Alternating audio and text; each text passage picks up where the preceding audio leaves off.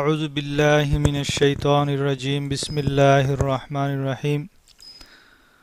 সুপ্রিয় দর্শক শ্রোতা মণ্ডলী, আসসালামু আলাইকুম ওয়া রাহমাতুল্লাহি ওয়া বারাকাতুহু। আজকে আমি সন্তানের সুশিক্ষা ও মঙ্গলের জন্য বেশ কিছু গুরুত্বপূর্ণ পদ্ধতি আপনাদের সামনে উপস্থাপন করব। সন্তানের সাথে সবসময় আপনি করে কথা বলতে হবে, তাহলে সেও শিখবে, সেও আপনাকে আপনি করে বলবে। সন্তানকে দান সৎকা করতে উৎসাহিত করতে হবে।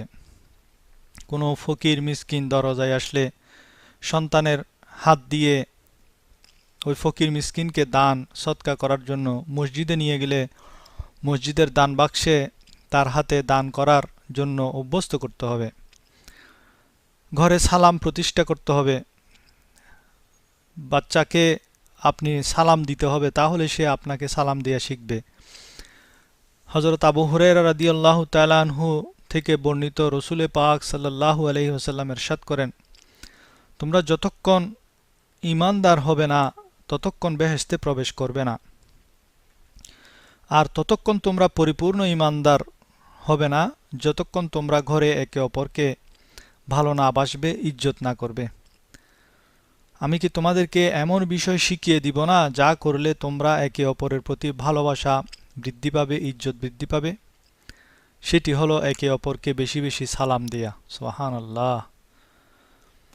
তো আসুন আমরা আমাদের ঘরে সালাম প্রথাটাকে প্রচলন করার জন্য নিজে আগে সালাম দিই। আমার সন্তান, আমি বড়, আমি বয়স্ক, আমাকে সালাম দিবে সেদিকে না তাকিয়ে বরং আমাদের নবীজি শিক্ষা দিয়েছেন, তিনি শিক্ষা দেওয়ার জন্য ছোট ছোট বাচ্চাদেরকে সালাম দিতেন। আমরাও আমাদের বাচ্চাদেরকে, আমাদের পরিবারকে সালাম দিব যাতে সে এ থেকে শিক্ষা গ্রহণ করতে পারে। এরপর সন্তানদেরকে স্কুল থেকে বা বাহির থেকে আসার সাথে সাথে পিতামাতা সালাম দিবে, তাহলে সে সন্তানও পিতামাতাকে সালাম করতে শিখবে এবং সন্তানের অন্তরে পিতামাতার জন্য ইজ্জত ও ভালোবাসা বৃদ্ধি পাবে।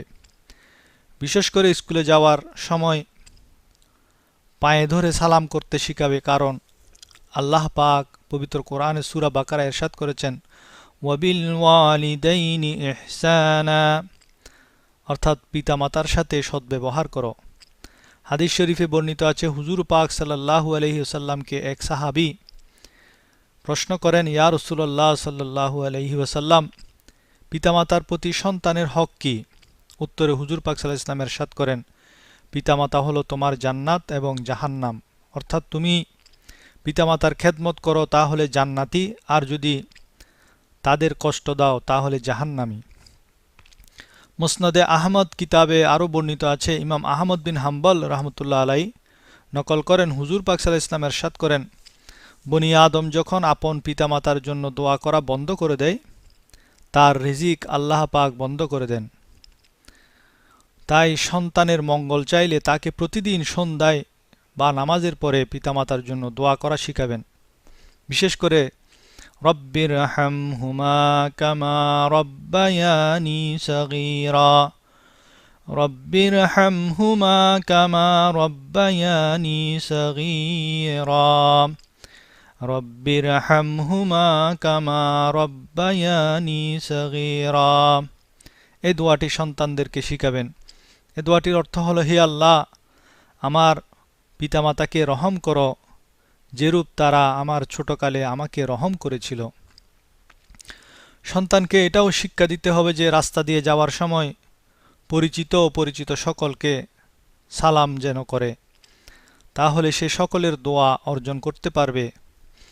ঘরে শান্তি প্রতিষ্ঠা করার জন্য সন্তানকে এই বিষয়ে শিক্ষা দিতে হবে যে যখন পিতামাতাকে দেখবে তখন সন্তান বসা থাকলে পিতামাতার সম্মানে দাঁড়িয়ে যাবে।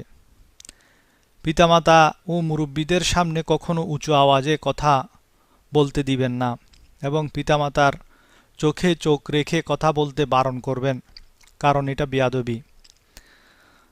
রাত এশারের নামাজের পর ৯টার ভিতরে ঘুমানো এবং ফজরের আজান দেওয়ার সাথে সাথে ঘুম থেকে উঠার অভ্যস্ত করাবেন। সকালে মসজিদে যেতে না পারলেও নিজের সাথে ঘরে ফজরের নামাজ পড়াবেন। ঘরে যদি পুরুষ না থাকে মসজিদে যাওয়ার, তাহলে মা নিজের সাথে ছোট বাচ্চাকে ঘরে নামাজ পড়াবেন, তারপর স্কুল মাদ্রাসার জন্য তৈরি করে দিবেন। মনে রাখবেন, ছোটকালেই সন্তানকে ভালো কাজে অভ্যস্ত করে গড়ে তুলতে হবে। সবকিছু আদরের সাথে, নরমির সাথে বোঝানোর চেষ্টা করতে হবে, কারণ আল্লাহ পাক নরমিকে বেশি পছন্দ করেন। নাচ গান, নাটক, সিনেমা, টিভি, ড্রামা, ভিডিও এইসবের প্রতি যেন সন্তানদের বেশি আগ্রহ সৃষ্টি না হয়, সেজন্য তাদেরকে এসবের প্রতি নিরুৎসাহিত করতে হবে। ঘরে শান্তি আনতে চাইলে অবশ্যই ঝগড়া, বকাঝকা, মারধর, রাগ বিলকুল খতম করে দিতে হবে। সব নামাজের শেষে সন্তানের জন্য দোয়া করতে হবে, রব্বানা হাব লানা মিন আজওয়াজিনা ওয়া যুররিয়াতিনা কুররাতা আয়ুনিন ওয়াজআলনা লিল মুত্তাকিনা ইমামা। ربنا هب لنا من أزواجنا وذرياتنا قرة أعين وجعلنا للمتقين إماما। সন্তান যদি কথা না শুনে তাহলে ঘুমিয়ে পড়লে তার পাশে বসে ছোট ছোট আওয়াজে বাল হুয়া কুরআনুম মাজিদুন ফি লাউহিম মাহফুজ, বাল হুয়া কুরআনুম মাজিদুন ফি লাউহিম মাহফুজ পড়ে ফুঁক দিলে ইনশাআল্লাহ সন্তান কথা মানতে শুরু করবে। আরেকটি পদ্ধতি হলো ফজরের নামাজের পর সন্তান যদি কথা না শুনে তাহলে ফজরের নামাজের পর আকাশের দিকে তাকিয়ে 21 বার ইয়া শাহিদু ইয়া শাহিদু পড়লেও সন্তান ফরমাবরদার হয়ে যাবে এবং দুষ্টুমি ছেড়ে মা বাবার কথা শুনবে। তবে 21 বার ইয়া শাহিদু পড়ার আগে ও পরে দরুদ শরীফ পড়ে নিতে হবে।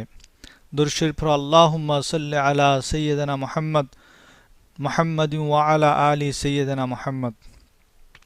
আল্লাহ রাব্বুল আলামিন আমাদের আপনাদের সকলের সন্তানকে নেককার, মুত্তাকি এবং খোদাবিরু, ফরমাবরদার বানিয়ে দিক। আমিন। আসসালামু আলাইকুম ওয়া রাহমাতুল্লাহি ওয়া বারাকাতুহু।